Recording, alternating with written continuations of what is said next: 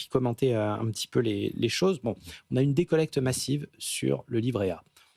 Bon, ça, a priori, pas de surprise. Vu le rendement actuel, on doit être à 1,75 depuis cet été. On perd de l'argent à laisser son argent dormir sur le livret A. Malgré tout, il y a deux choses.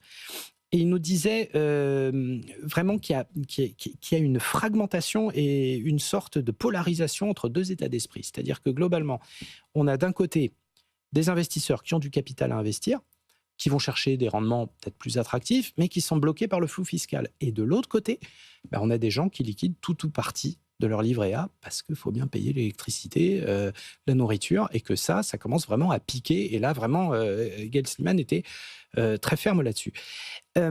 Qu'est-ce que ça dit de l'état d'esprit des investisseurs à l'instant T en cette fin d'année ?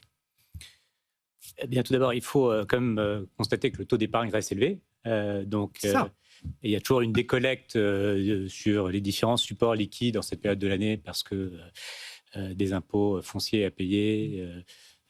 C'est un moment de l'année où il n'y a pas de prime particulière. Donc, il y a souvent une saisonnalité de décollecte, mais elle est particulièrement marquée cette année. C'est plusieurs mois de décollecte.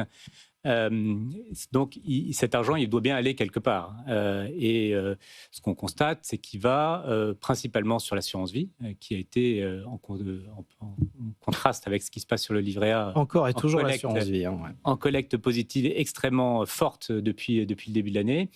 Et ça, principalement parce que les rendements sur le taux euro ont remonté de façon assez spectaculaire.